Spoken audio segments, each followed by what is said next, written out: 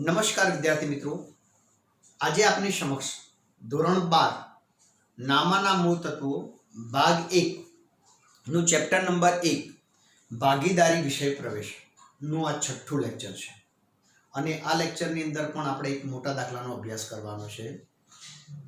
મિત્રો, બુકની અંદર ધ્યાન આપજો અને ફરીથી આપ સર્વે વિદ્યાર્થીઓને વિનંતી કરું છું કે જ્યારે વિડીયો નિહાળતા હોય ત્યારે પાઠ્યપુસ્તક બરાબર છે, ટેક્સ્ટબુક, પછી નોટબુક, પેન અને કેલ્ક્યુલેટર જોડે રાખવું જેથી કરીને સમજવામાં સરળતા રહે. તો વિદ્યાર્થી મિત્રો, દરેક મારી જોડે જોડે બુકની અંદર ધ્યાન આપજો અને બુકમાં છે દાખલા નંબર 9. દાખલા નંબર 9ની અંદર ધ્યાન આપજો વિદ્યાર્થી મિત્રો. ભદ્રેશ અને હિરલ ભાગીદારોનું નામ છે. ભદ્રેશ અને હિરલ એક ભાગીદારી પેઢીના ભાગીદારો છે. તેમનું નફા નુકસાનનું પ્રમાણ 3:2 છે. નફા નુકસાન વેચણીનું પ્રમાણ અહીંયા આપેલું છે. વિદ્યાર્થી મિત્રો, અગાઉના દાખલામાં નફા નુકસાન વેચણીનું પ્રમાણ આપેલું નહોતું, માટે આપણે નફો નુકસાન છે સરખા હિસ્સે વેચણી કરી દીધી. અહીંયા નફા નુકસાન વેચણીનું પ્રમાણ 3:2 આપેલું છે, એટલે નફા નુકસાનની વેચણી આ પ્રમાણે આપણે કરીશું 3:2 પ્રમાણમાં. તારીખ 1/4/2016 રોજ ભાગીદારોની કુલ મૂડી, એટલે કે બંને ભાગીદારોની કુલ મૂડી ભેગી આપેલી છે 4,20,000 બરાબર છે. કુલ મૂડી આપેલી છે. તેઓ સ્થિર મૂડીનું પ્રમાણ, એટલે કે એમની મૂડીનું પ્રમાણ છે 4:3 છે. એટલે આપણે 4,20,000 બંનેની ભેગી મૂડી આપેલી છે અને મૂડીનું પ્રમાણ 4:3 છે. તો મૂડીનું પ્રમાણ 4:3 છે, તો 4,20,000 ગુણ્યા 4 ભાગ્યા બંનેનો સરવાળો 7, એટલે 4,20,000 ગુણ્યા 4 ભાગ્યા 7 એટલે ભદ્રેશની મૂડી મળશે અને 4,20,000 ગુણ્યા 3 ભાગ્યા 7 એટલે આપણને હિરલની મૂડી મળશે. બંનેની ભેગી ભાગીદારોની મૂડી આપેલી છે, તો આપણે એને અલગ કરી શકીએ. હવે આ જ દિવસે તેમના ચાલુ ખાતાની બાકીઓ આપેલી છે. ચાલુ ખાતાની બાકીઓ આપેલી છે. ભદ્રેશ 36,000 એની જમા બાકી છે અને હિરલની 24,000 ઉધાર બાકી છે. વિદ્યાર્થી મિત્રો, અહીંયા ચાલુ ખાતાની બાકીઓ આપવામાં આવેલી છે, એટલે ચાલુ ખાતા આપણે તૈયાર કરવા પડશે. એટલે આ દાખલો કઈ પદ્ધતિનો બનશે? સ્થિર મૂડી ખાતાની પદ્ધતિનો. કારણ કે સ્થિર મૂડી ખાતાની પદ્ધતિમાં ભાગીદારોના મૂડી ખાતા ઉપરાંત ભાગીદારોના ચાલુ ખાતા તૈયાર કરવામાં આવે છે. તો ચાલુ ખાતાની બાકીઓ આપેલી છે. ત્યારબાદ ભાગીદારી કરાર અનુસાર ભાગીદારોને મૂડી પર વાર્ષિક 12% વ્યાજ આપવાનું છે. મૂડી પર વાર્ષિક કેટલા ટકા વ્યાજ આપવાનું છે? 12%. તથા ચાલુ ખાતાની શરૂઆતની બાકી પર વાર્ષિક 10% વ્યાજ આપવાનું છે. ભાગીદારોએ પેઢીમાંથી કરેલા ઉપાડ પર 12% લેખે વ્યાજ વસૂલ કરવાનું છે. મૂડી પર વ્યાજ આપવાનું છે, ચાલુ ખાતાની બાકી પર વ્યાજ ગણવાનું છે અને ઉપાડ પર 12% લેખે વ્યાજ વસૂલ કરવાનું છે. પેઢીમાં સક્રિય કામ કરવા બદલ માસિક 2400 પગાર આપવાનો છે. ભદ્રેશને ભાગીદાર છે, ભદ્રેશ એ સક્રિય કામ કરે છે, એના બદલ એને મહિનાનો 2400 રૂપિયા પગાર આપવાનો છે, એટલે આપણે વાર્ષિકમાં ફેરવી નાખીશું.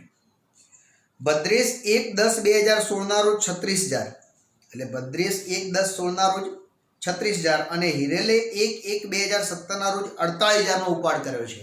બંને ભાગીદારો ઉપાડની તારીખો અલગ અલગ આપવામાં આવેલી છે, એ પ્રમાણે નોંધીશું અને એ તારીખોના આધારે આપણે વ્યાજની ગણતરી પણ કરીશું.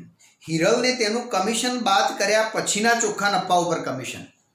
તો અહીંયા મિત્રો અંડરલાઈન કરી નાખજો, બરાબર છે. આ મુદ્દો થોડોક સમજવાનો થશે. હિરલને તેનું કમિશન બાદ કર્યા પછીના નફા ઉપર. અગાઉનો દાખલો હતો એમાં માત્ર એમ જ કહ્યું હતું કે ભાગીદારને 10%, વેચણી પાત્ર નફાના 10% કમિશન આપવાનું છે.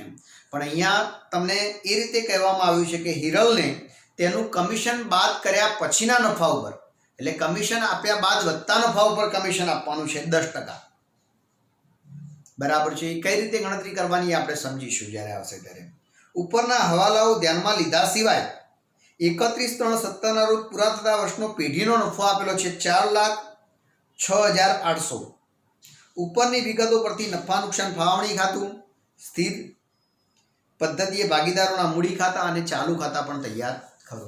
અને મિત્રો, ચાલુ ખાતાની બાકીઓ આપી હોય ત્યારે આપણે સ્થિર મૂડી ખાતાની પદ્ધતિ મુજબ જ અભ્યાસ કરીશું અને સ્થિર મૂડી ખાતાની પદ્ધતિમાં ભાગીદારોના મૂડી ખાતામાં માત્ર ને માત્ર ભાગીદારોની મૂડી અને વધારાની મૂડી હોય તો એ જ આવે, એના સિવાય બીજું કંઈ આવતું નથી. બરાબર છે. તો પેલા રકમ વાંચી લીધી મિત્રો. હવે આપણે ધ્યાન આપજો તમે કે અહીંયા આપણે નફા નુકસાન ફાળવણી ખાતું, બરાબર છે, 12-13 લાઈનનું. ભાગીદારોના મૂડી ખાતા, સ્થિર મૂડી ખાતાની પદ્ધતિ છે એટલે મૂડી ખાતા માત્ર 3-4 લાઈનના જ બનાવજો, બરાબર છે. અને ચાલુ ખાતા 8-10 લાઈનના બનાવજો, બરાબર છે.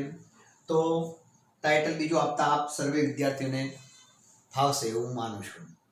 હવે આપણે દાખલાની શરૂઆત કરવાની છે અને આપણને ખ્યાલ છે કઈ પદ્ધતિ છે, સ્થિર મૂડી ખાતાની પદ્ધતિ. અને સ્થિર મૂડી ખાતામાં ભાગીદારોના મૂડી ખાતા ઉપરાંત ચાલુ ખાતા પણ તૈયાર કરવામાં આવે છે. અને જ્યારે મૂડી ખાતા ઉપરાંત ચાલુ ખાતા તૈયાર કરવામાં આવતા હોય ત્યારે મૂડી ખાતામાં માત્ર ને માત્ર ભાગીદારોની મૂડી સંબંધિત બાબતો જ આવશે. એટલે કે અહીંયા શરૂઆતની મૂડી, વર્ષ દરમિયાન વધારાની મૂડી લાવ્યા હોય તો એ, અને વર્ષ દરમિયાન કોઈ મૂડી કાયમી ધોરણે ઉપાડી ગયા હોય તો એ આવે, અને અહીંયા આખરની બાકી, બરાબર છે. એના સિવાય બીજું કંઈ આવતું નથી. પછી ચાલુ ખાતામાં આપણે નમૂના અગાઉ તમને સમજાયેલા છે અને દાખલામાં આપણે શાંતિથી અભ્યાસ સમજીને કરીએ છીએ. તો વિદ્યાર્થી મિત્રો, પહેલા જ આપણે આની બાકીઓ દર્શાવી દેવાની, બરાબર છે. મૂડી ખાતાની બાકીઓ દર્શાવી દઈએ, ચાલુ ખાતાની બાકી દર્શાવીએ અને અહીંયા નફો કે નુકસાન દર્શાવી દઈએ, બરાબર છે. મૂડી ખાતામાં પહેલા વાત કરીએ. સ્થિર મૂડી ખાતાની પદ્ધતિ છે એટલે મૂડી ખાતામાં મૂડી, વધારાની મૂડી હોય તો એ દર્શાવી મૂડી ખાતું બંધ કરી દઈએ એટલે ભૂલથી એ ખાતામાં બીજી કોઈ અસર આપી શકાય નહીં, બરાબર છે. એટલે ભૂલથી પણ ભૂલ થાય નહીં. તો હવે મિત્રો, શરૂઆતની મૂડી આપેલી છે બુકની અંદર, આપણે 1/4/2016 બાકી આગળ લાવે, શરૂઆતની મૂડી. અને સ્થિર મૂડી ખાતાની કુલ મૂડી કેટલી છે અંદર જુઓ. રોજ ભાગીદારોની કુલ મૂડી 4,20,000 છે. કેટલી છે મૂડી? 4,20,000 છે. જગ્યાનો અભાવ છે એટલે મિત્રો હું ગણતરી કરતો નથી, અહીંયા ગણતરી કરીને પણ સાફ કરતો રહીશ, એટલે જે જરૂર લાગે આપ ગણતરી કરી શકો છો. તો 4,20,000 કુલ મૂડી છે બંને ભાગીદારોની થઈને. અને મૂડીનું પ્રમાણ આપેલું છે અંદર કે 4/3 ના પ્રમાણમાં. મૂડીનું પ્રમાણ કેટલું છે? 4/3. એટલે 4,20,000 ગુણ્યા 4/7, આનો સરવાળો. આ ભદ્રેશની મૂડી આવે, બરાબર છે. 7×6 = 42, 6×4 = 24, એટલે 2,40,000 કોની મૂડી આવશે? ભદ્રેશની. અને 4,20,000 ગુણ્યા 3/7, તો 7×6 = 1,80,000. આ શરૂઆતની મૂડી મિત્રો આપણને આપી દીધી છે. સંયુક્ત મૂડી છે પેઢીની, બરાબર છે, સ્થિર મૂડી. તો એને આપણે મૂડીના પ્રમાણમાં વેચી નાખી. તો બાકી આગળ લાવ્યા 2,40,000 અને 1,80,000. 2,40,000 અને 1,80,000, બરાબર છે. તો મૂડી દર્શાવી નાખી. વિદ્યાર્થી મિત્રો, સ્થિર મૂડી ખાતાની પદ્ધતિ છે એટલે મૂડી ખાતામાં મૂડી સંબંધિત બાબતો જ આવશે. એટલે કે હવે વધારાની મૂડી જોઈએ, આપણે રકમ વાંચી છે એટલે આપણને ખ્યાલ છે કે વધારાની મૂડી છે નહીં, અને વર્ષ દરમિયાન કોઈ મૂડી ઉપાડી ગયા એવું પણ કોઈ કહ્યું નથી, બરાબર છે. છતાં પણ એકવાર નજર કરી નાખવાની. હવે તો મૂડી ખાતું બંધ જ કરી નાખવાનું એટલે ભૂલ થાય નહીં. તો 2,40,000 બરાબર છે 1,80,000. 2,40,000 1,80,000. અહીંયા 31/3/17 આખરની તારીખ. બાકી આગળ લઈ ગયા 2,40,000 અને 1,80,000. સ્થિર મૂડી ખાતાની પદ્ધતિ છે એટલે મૂડી ખાતામાં મૂડી ઉપરાંત બીજી કોઈ બાબતો આવે નહીં. હા, શરૂઆતની મૂડી, વધારાની મૂડી હોત તો અહીંયા આવત, બરાબર છે. તો આ રીતે ખ્યાલ આવી ગયો. હવે આપણે ચાલુ ખાતું બનાવ્યું છે તો એની પણ બાકીઓ દર્શાવી દઈએ. અને ચાલુ ખાતામાં જુઓ, ચાલુ ખાતાની બાકીઓ આ પ્રમાણે છે. ભદ્રેશની જમા બાકી છે તો જમા બાજુ 1/4/2016 બાકી આગળ લાવ્યા, બરાબર છે, ઉધાર જમા. તો ભદ્રેશની જમા બાકી છે અને કેટલી બાકી છે? જમા 36,000. જ્યારે હિરલની ઉધાર છે તો 36,000 જમા બાકી છે, જમા બાજુ હિરલની જમા બાકી નથી, એની ઉધાર છે 1/4/2016 બાકી આગળ લાવે. હિરલની કેટલી છે 24,000. હવે વિદ્યાર્થી મિત્રો આપણે મૂડી ખાતામાં શું મૂડીની બાકી દર્શાવીએ, ચાલુ ખાતાની બાકી દર્શાવીએ અને ઉપાડની બાકી એક દર્શાવવાની હોય જે તારીખો આપી છે એ તારીખ પ્રમાણે. બરાબર છે. આમ તો મૂડી ખાતામાં આવતું, પણ હવે મૂડી ખાતું બંધ થઈ ગયું છે એટલે બાકીની અહીંયા જે બધી એન્ટ્રીઓ આવતી અહીંયા આવશે અને અહીંયા આવતી અહીંયા આવશે, જે અસ્થિર મૂડી ખાતામાં આવતી હતી. બરાબર છે. તો હવે ઉપાડની બાકીઓ આપી છે. તો ભદ્રેશે 1/10/2016 ના રોજ ઉપાડ કર્યો છે. 1/10 ઉપાડ ઉધાર બાજુ આવે, ઉપાડ ખાતે ભદ્રેશે ઉપાડ કર્યો છે 1/10/2016 ના રોજ ₹36,000. અને આ તારીખે હિરલે નથી કર્યો. હિરલનો ઉપાડ કઈ તારીખનો છે? 1/1/2017 ના રોજ 1/1/2017 ઉપાડ ખાતે. અને હિરલનો ઉપાડ છે 48,000.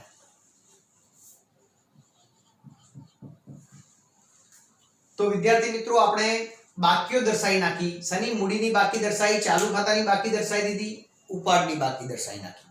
અને અહીંયા નફા નુકસાન ખાતામાં, નફા નુકસાન ફાળવણી ખાતામાં નફા નુકસાનની, ચોખ્ખા નફાની કે નુકસાનની એન્ટ્રી કરી નાખીએ. અને એ છેલ્લી લાઈનમાં લગભગ આપેલું હોય છે. ઉપરના હવાલાઓ ધ્યાનમાં લીધા સિવાય તારીખ 31/3/2017 ના રોજ પૂરા થતા વર્ષનો પેઢીનો નફો છે, તો નફો અહીંયા આવે. અને નફા નુકસાન ખાતે કૌંસમાં ચોખ્ખો નફો અંદર આપેલો છે. કેટલો આપેલો છે? 4,06,800. 4,06,800. આ બાકીઓ દર્શાવી નાખી. બરાબર છે. ફરીથી મિત્રો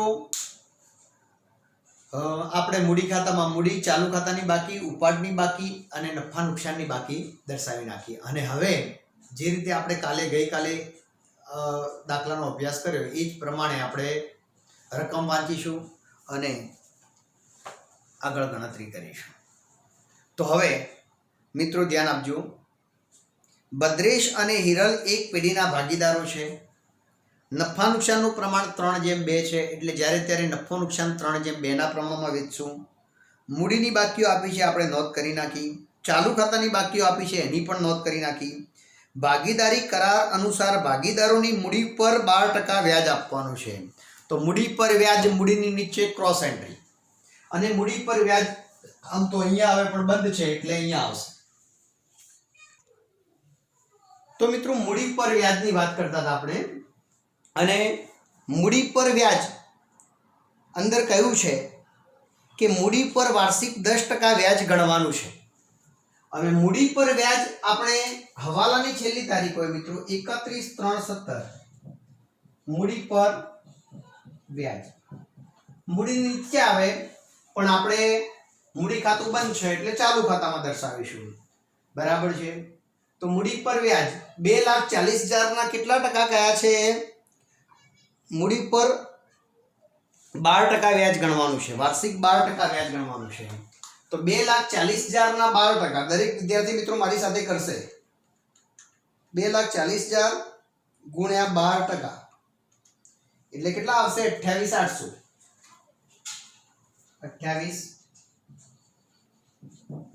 2,40,000 ગુણ્યા 12%, 28,800. એ જ રીતે 1,80,000 ગુણ્યા 12%, 21,600. મૂડી પર વ્યાજ એ ભાગીદારોને મળે છે એટલે મૂડી ઓબ્લિક ચાલુ ખાતાની જમા બાજુ, ચાલુ ખાતાની જમા બાજુ આપણે કર્યું. પણ મૂડી પર વ્યાજ એ પેઢી માટે ખર્ચ છે એટલે અહીંયા ઉધાર બાજુ આવશે. મૂડી પર વ્યાજ બંનેનું નામ લખીએ આપણે, ભદ્રેશ અને હિરલ. ભદ્રેશનું મૂડી પર વ્યાજ કેટલું છે? 28,800 અને 21,600. તો 21,600 વત્તા 28,800 એટલે 50-400 પેઢીનો ખર્ચ આટલો થાય છે મૂડી પર વ્યાજનો. ફરીથી મિત્રો મૂડી પર વ્યાજ ભાગીદારોને મળે છે એટલે જમા બાજુ પેઢી માટે ખર્ચ છે એટલે ધનુ ફાળવણી ખાતાની ઉધાર બાજુ. એના પછી આપણે આગળની વાત કરીએ કે ચાલુ ખાતાની શરૂઆતની બાકી ઉપર 10% વ્યાજ ગણવાનું છે. તો ચાલુ ખાતાની બાકીનું વ્યાજ એટલે ચાલુ ખાતાનું વ્યાજ, પણ અહીંયા કઈ બાકીનું? જમા બાકીનું વ્યાજ તો જમા આવશે. ચાલુ ખાતાની બરાબર છે 10% એટલે 3600 બરાબર છે. અહીંયા જે નીચે જ આવે જે રીતે આપણે મૂડીમાં કરીએ 36,000 ના 10% એટલે 3600 બરાબર છે. અંત્યો જમા છે એટલે ઉધાર બાજુ ભદ્રેશની ચાલુ ખાતાની જમા બાકીનું વ્યાજ, ભદ્રેશની ચાલુ ખાતાની જમા બાકીનું વ્યાજ કેટલું છે? 3600. હવે હિરલનું 31,317 ચાલુ ખાતાનું વ્યાજ હિરલના કોલમમાં 10%, તો 24,000 ના 10% 2400. અને અહીંયા ઉધાર છે એટલે અહીંયા જમા બાજુ આવશે હિરલની ચાલુ ખાતાની ઉધાર બાકીનું વ્યાજ કેટલા? 2400. હવે મિત્રો આગળ આપણે રકમ વાંચીએ છીએ કે ઉપાડ પર 12% વ્યાજ વસૂલ કરવાનું છે. હવે ઉપાડ પર વ્યાજ વસૂલ કરવાનું છે અને ઉપાડ પર 12% વ્યાજ વસૂલ કરવાનું છે. તો ઉપાડ પર વ્યાજ આપણે ગણતરી કરીશું અને ઉપાડ નીચે દર્શાવીશું. તો મિત્રો ઉપાડ પર વ્યાજ અલગ અલગ તારીખો છે જુઓ. તો ઉપાડ પર વ્યાજ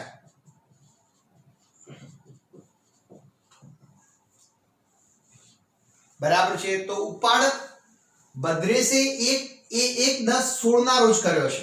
તો ભદ્રેશ ટોટલ ઉપાડ કેટલો છે? 36,000. અને ઉપાડ પર વ્યાજ કેટલા ટકા ગણવાનું છે મિત્રો? 12%. 12/100. હવે કઈ તારીખે ઉપાડ કર્યો છે ભદ્રેશે? 1/10. તો 1/10 થી વર્ષના અંત સુધીનું એટલે કે 31/3 સુધીનું 1/10/2016 થી 31/3/2017 સુધીનું વ્યાજ ગણવું પડશે.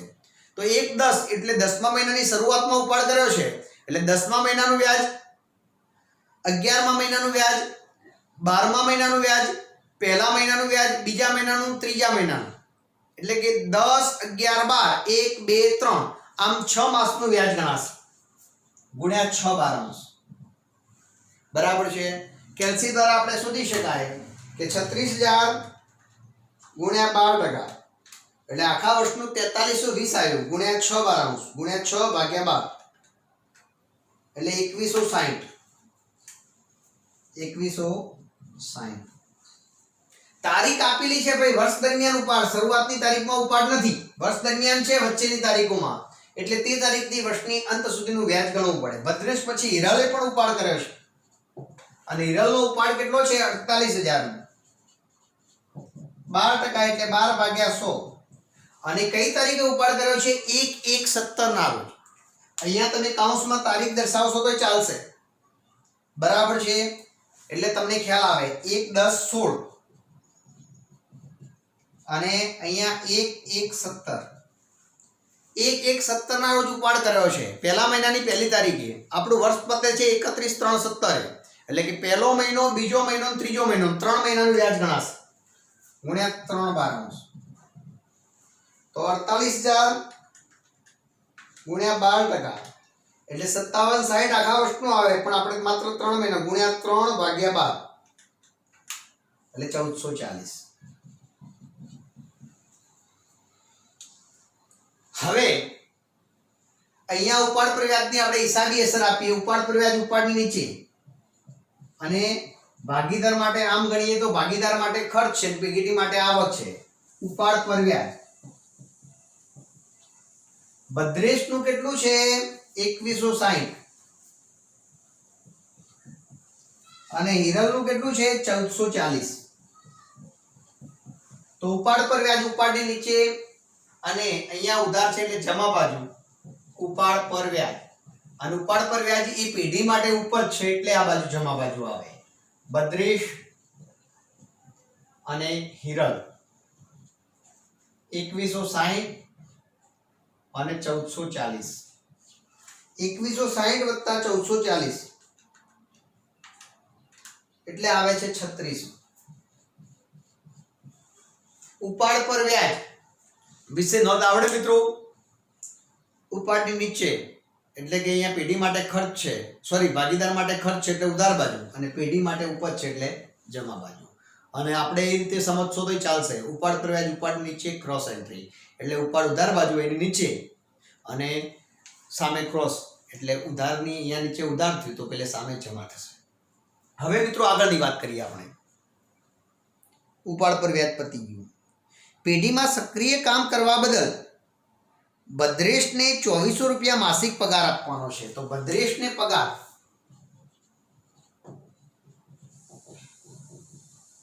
₹2400 મહિનાનો ગુણ્યા 12 માસ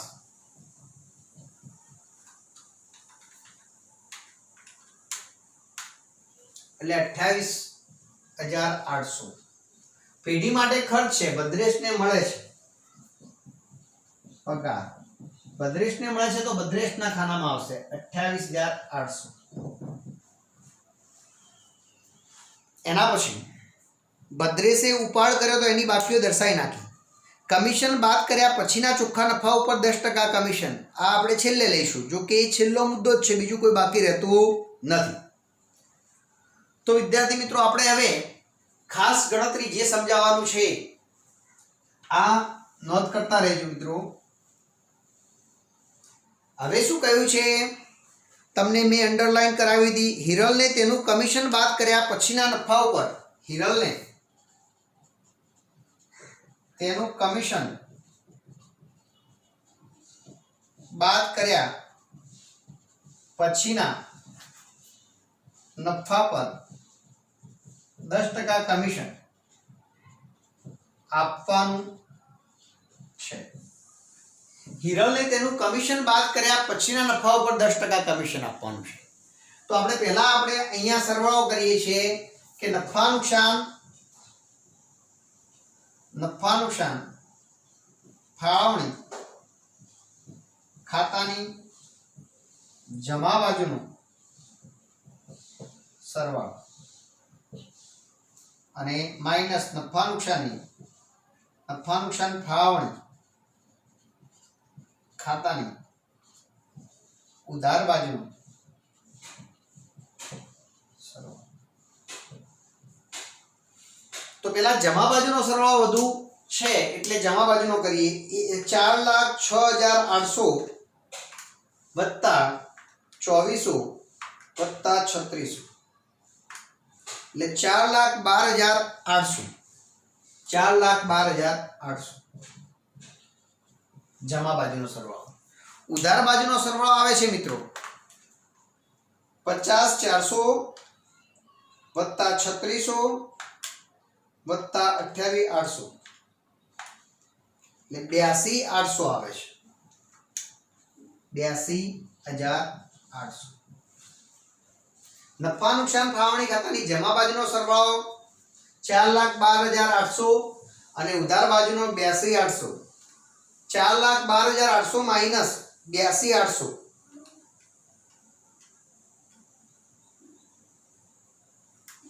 એટલે તફાવત આવે છે 3,30,000. આ કમિશન ગણ્યા પહેલા આટલો નફો આવે છે, બરાબર છે. કમિશન ગણ્યા પહેલાનો નફો. હજુ કમિશનની ગણતરી બાકી છે. આ જમા બાજુનો સરવાળો કર્યો એમાંથી ઉધાર બાજુનો કરી નાખો, બાદ કરો એટલે 3,30,000 આવે છે. કમિશન ગણ્યા પહેલાનો નફો છે, પણ હિરલને તેનું કમિશન બાદ કર્યા પછીના નફા ઉપર કમિશન આપવાનું છે. હિરલને તેનું કમિશન ગણ્યા પછીના નફા ઉપર કમિશન આપવાનું છે, અને કમિશન આપ્યા બાદ વધતા નફા ઉપર કમિશન આપવાનું હોય ત્યારે કમિશનની ગણતરી કઈ રીતે થાય તમને સમજાઈ ગઈ. તો માટે હિરલને કમિશન તો ટોટલ 3,30,000 છે નફો. આમ તો નિયમ પ્રમાણે 10/100 કરીએ આપણે. 10/100 કરી શકાય. 10% કમિશન આપવાનું હોય તો અગાઉના દાખલામાં આપણે આ રીતે કરી દીધું. પરંતુ અહીંયા કમિશન ગણ્યા પહેલાનો નફો છે અને આપણે કઈ રીતે ગણતરી કરવાની છે? કમિશન આપ્યા બાદ વત્તા નફા ઉપર કમિશન આપવાનું છે. એટલે ટકા એટલે 10% છેદમાં 100 પ્લસ ટકા એટલે 10/110. 12 હોત તો 12/112. 20 હોત તો 20/120. બરાબર છે.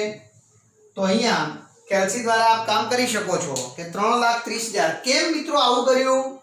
કે અહીંયા આપણે કમિશન ગણ્યા પહેલાનો નફો છે, જ્યારે કમિશનની રકમ શેના ઉપર ગણવાની છે? કમિશન આપ્યા બાદ વત્તા નફા ઉપર. કમિશન આપ્યા બાદ વત્તા નફા ઉપર કમિશનની ગણતરી કરવાની છે. અને કમિશન આપ્યા બાદ વત્તા નફા ઉપર કમિશનની ગણતરી કરવાની હોય ત્યારે ટકા છેદમાં 100 પ્લસ ટકા ધ્યાનમાં લેવું. બરાબર છે. કઈ રીતે એ સમજવું હોય તો તમને સમજાવી નાખીએ છીએ. દાખલા તરીકે કમિશન ગણ્યા પહેલાનો નફો, કમિશન બરાબર છે ગણ્યા પહેલાનો નફો 100 એ ધારણા કરીને આપણે કરી શકીએ. બરાબર છે. તમે એમાં થોડું કન્ફ્યુઝન થશે, એના કરતા બેટર છે કે આપણે, અને અહીંયા જગ્યાનો અભાવ છે તો આપણે હાલ પૂરતું જ્યારે કમિશન આપ્યા બાદ વત્તા નફા ઉપર કમિશન કહ્યું હોય ત્યારે ટકા છેદમાં 100 પ્લસ ટકા ધ્યાનમાં લેવું. તો 3,30,000 ગુણ્યા 10/110 એટલે 30,000.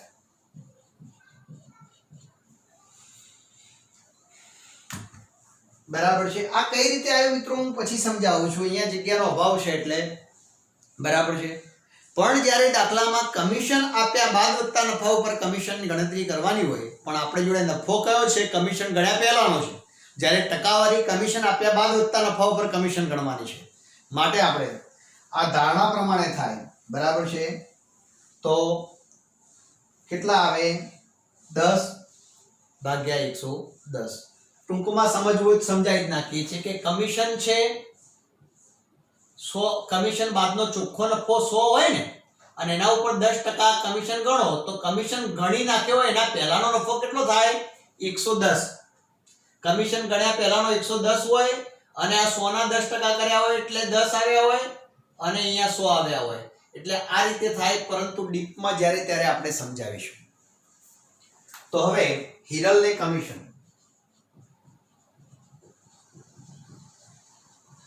કેટલું આવ્યું મિત્રો? 30,000. અને હિરલને મળશે કમિશન હિરલના ખાનામાં. બરાબર છે. તો હવે આ કમિશન ગણ્યા પહેલાનો નફો 330 હતો. બરાબર છે. પણ કમિશન 30,000 કાઢી નાખો એટલે કમિશન બાદનો ચોખ્ખો નફો 3 લાખ આવે. અને પહેલું કરવું તો કરી શકાય. કમિશન બાદનો ચોખ્ખો નફો 3 લાખ આવ્યો અને એના 10% કરશો તો 30,000 આવશે. અહીંયા 4,12,800, 4,12,800 અને અહીંયા તફાવત આ બધું બાદ કરો એટલે કેટલા આવે છે? કમિશન ગણ્યા પહેલા 330 હતો, હવે 30 બીજા બાદ કરો કમિશનના, એટલે કમિશન ગણ્યા બાદનો ચોખ્ખો નફો 3 લાખ. અહીંયા શું કહેવાય એને? વહેંચણી પાત્ર નફો. કયો લઈ જશો? ભાગીદારોના ચાલુ ખાતે. કયા પ્રમાણમાં? નફા નુકસાન વેચણીના પ્રમાણમાં. નફા નુકસાન વેચણીનું પ્રમાણ 3:2 છે. બરાબર છે. અને એમાં ભદ્રેશ અને હિરલ 3 લાખ ગુણ્યા 3/5. 3 લાખ ગુણ્યા 3/5 એટલે 1,80,000. અને 3 લાખ ગુણ્યા 2/5 એટલે 1,20,000. બરાબર છે. નફો છે અહીંયા વેચણી પાત્ર નફો.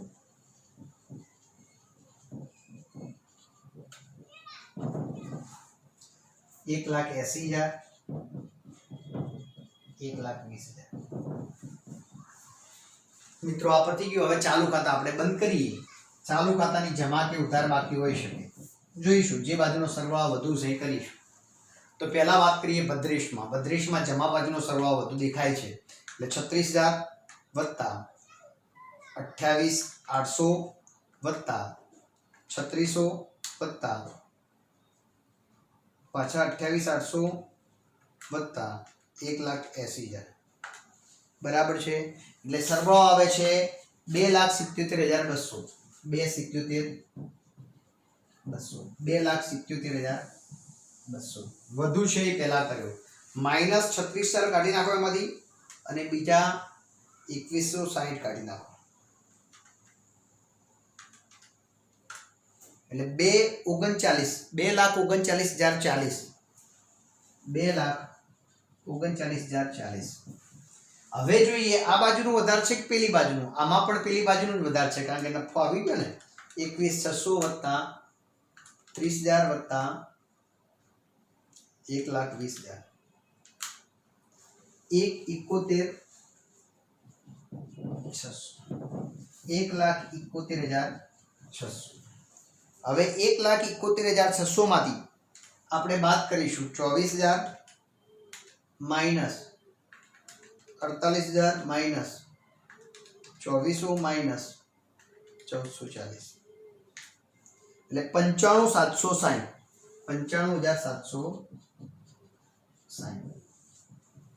બાકી આગળ લઈ ગયા આખાની બાકી. તો આ રીતે મિત્રો દાખલો ગણી શકાય. હવે હું તમારી માત્ર એક 4-5 મિનિટ લઈશ અને એમાં આખો દાખલો સમજાવી નાખું છું.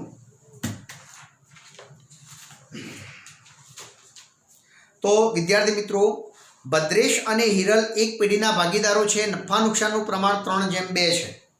મૂડી આપેલી છે 4,20,000 અને મૂડીનું પ્રમાણ 4:3 છે. એટલે મૂડી અલગ પાડતા આપણને ખ્યાલ આવે. ચાલુ ખાતાની બાકીઓ આપેલી છે એટલે ચાલુ ખાતા આપણે બનાવીશું. એના પછી મૂડી પર 12% વ્યાજ ગણીશું. ચાલુ ખાતાની બાકી ઉપર 10% વ્યાજ ગણવાનું કહ્યું છે અને ઉપાડ પર 12% વ્યાજ ગણવાનું છે. ભદ્રેશને 2400 માસિક પગાર આપવાનો છે અને ભદ્રેશે ઉપાડ 1/10/2016 કર્યો છે અને હિરલે 1/10/17 કર્યો છે અને હિરલને તેનું કમિશન આપ્યા બાદ વધતા નફા ઉપર કમિશન. આ પોઈન્ટ ખાસ બરાબર છે. ઉપરના હવાલાઓ ધ્યાનમાં લીધા સિવાય પેઢીનો નફો આપેલો છે. તો દાખલાની શરૂઆત કરવી હોય મિત્રો તો ફરીથી બરાબર છે. પહેલા તો ખાતા દોરી નાખવાના, રકમ વાંચી અને ખાતા દોરી દેવાના. મૂડી છે તો મૂડી બંનેની ભેગી આપેલી છે 4,20,000. તો એને આપણે મૂડીના પ્રમાણમાં અને મૂડીનું પ્રમાણ 4:3 હતું એને જુદી પાડી દીધી. દાખલાની રકમમાં જોયું કોઈ વધારાની મૂડી દાખલામાં આપેલી નથી. બરાબર છે. એટલે આનો સરવાળો કરી નાખ્યો અને બાકી આગળ લઈ ગયા. આ આખરની બાકી શોધી નાખી. ખાતું બંધ થઈ ગયું. બરાબર છે. એ એન્ટ્રીઓ નાખીને બંધ જ કરી નાખવાનું એટલે શું છે ભૂલ ના થાય. ચાલુ ખાતાની બાકીઓ દર્શાવી તો ચાલુ ખાતાની બાકીઓ દર્શાવી, ઉપાડની બાકીઓ દર્શાવી અને નફા નુકસાનની બાકી દર્શાવીશું. તો ચાલુ ખાતાની જમા બાકી જમા બાજુ દર્શાવી દીધી. ભદ્રેશની જમા બાકી એટલે જમા બાજુ દર્શાવ્યા આપણે અને હિરલની ઉધાર બાકી એટલે ઉધાર બાજુ દર્શાવી દીધી. પછી ઉપાડની બાકીઓ બે અલગ અલગ તારીખો છે. ભદ્રેશે 1/10/16 ના રોજ કર્યો છે એનો ઉપાડ દર્શાવી દીધો અને હિરલે 1/1/17 ના રોજ ઉપાડ કર્યો છે એનો ઉપાડ દર્શાવી નાખ્યો. બરાબર છે. હવે બીજું એટલે કે ટૂંકમાં મૂડીની બાકી, ચાલુ ખાતાની બાકી, ઉપાડની બાકી દર્શાવી દીધી. નફા નુકસાન, નફો છે એટલે આ બાજુ દર્શાવી દીધો આપણે. જો નુકસાન હોત તો આ બાજુ દર્શાવો. અને હવે રકમ વાંચતા રહેવાનું અને જો એન્ટ્રી આવતી હોય આપણે નોંધ કરતા રહીશું. તો પહેલા જ જુઓ વાત હતી મૂડીની હતી, ચાલુ ખાતાની બાકીઓ આપી હતી. મૂડી પર 12% વ્યાજ. તો મૂડી પર વ્યાજની ગણતરી કરવાની. તો મૂડી પર વ્યાજ આના 12% કર્યા અને મૂડી પર વ્યાજ મૂડી નીચે તો જમા છે અહીંયા ઉધાર બાજુ આવશે. બરાબર. કેમ આવે એ પણ તમને સમજાવ્યું છે કે મૂડી પર વ્યાજ એ પેઢી માટે ખર્ચ. એના પછી આગળની વાત હતી ચાલુ ખાતાની શરૂઆતની બાકી ઉપર. તો જમા બાકીનું વ્યાજ ત્યાં જમા નીચે અને ત્યાં જમા છે એટલે ઉધાર બાજુ. ભદ્રેશની ચાલુ ખાતાની જમા બાકીનું વ્યાજ. બરાબર છે. અહીંયા ઉધાર બાજુ હિરલનું ઉધાર બાકી છે એટલે ઉધાર બાજુ અને અહીંયા ઉધાર છે એટલે જમા બાજુ. અહીંયા હિરલની ચાલુ ખાતાની ઉધાર બાકીનું વ્યાજ. એના પછી ઉપાડ પર 12% વ્યાજ ગણો. તો મિત્રો ઉપાડની તારીખો અલગ અલગ છે. તો 36,000 ના 12% પણ કેટલા મહિના? 1/10/16 થી 31/3/17 સુધી કેટલા મહિના થશે? 6 મહિના થશે. તો 36,000 ગુણ્યા 12% ગુણ્યા 6/12 એટલે ઉપાડ પર વ્યાજ આનું આવ્યું 2160 પેલામાં 48,000 ગુણ્યા 12%, અને એના કેટલા, પહેલો બીજો ત્રીજો મહિનો 3 મહિનાનું ગુણ્યા 3/12 એટલે કેટલું આવ્યું, 1440. એટલે આ બંને ઉપાડ પરિવ્યાજ ઉપાડ નીચે દર્શાવી દીધા. ઉપાડ પરિવ્યાજ છેલ્લી તારીખે ગણવરાય, અને અહીંયા ઉધાર છે એટલે જમા બાજુ પેઢી માટે આવક છે, ઉપજ છે ઉપાડ પરિવ્યાજ. એના પછી ભદ્રેશને સક્રિય કામ કરવા બદલ 2400 માસિક પગાર આપવાનો છે. તો ભદ્રેશને કુલ પગાર આટલો આપવાનો છે. પેઢી માટે ખર્ચ છે ને ભદ્રેશને મળે છે, તો ભદ્રેશના ખાનામાં. હિરલને કમિશન આપવાનું છે. કમિશન આપ્યા બાદ વત્તા નફા ઉપર 10% કમિશન આપવાનું છે. તો હિરલને કમિશન આપ્યા બાદ વત્તા નફા ઉપર કમિશન આપવાનું હોય ત્યારે મેં હમણાં તમને કહ્યું હોય ટકા છેદમાં 100+% ધ્યાનમાં લેવું. બરાબર છે. પણ એ છેલ્લે ગણતરી થશે. જો કે બીજા કોઈ હવાલા પાછળ છે નહીં, એટલે છેલ્લે જ માહિતી આવી ગઈ છે. તો પછી શું કરવાનું, આનો સરવાળો કર્યો 4,12,800 આવ્યો. આના સિવાય આ ત્રણ બાબતનો સરવાળો કર્યો એટલે 82,800 આવ્યો. તો કમિશન ગણ્યા પહેલાનો નફો 3,30,000 છે. કમિશન આપ્યા બાદ વત્તા નફા ઉપર કમિશન છે એટલે ટકા છેદમાં 100+%. તો 3,30,000 ગુણ્યા 10/110 એટલે 30,000. તો હિરલને કમિશન આવી 30,000, અને અહીંયા કમિશન હિરલને આપી દો.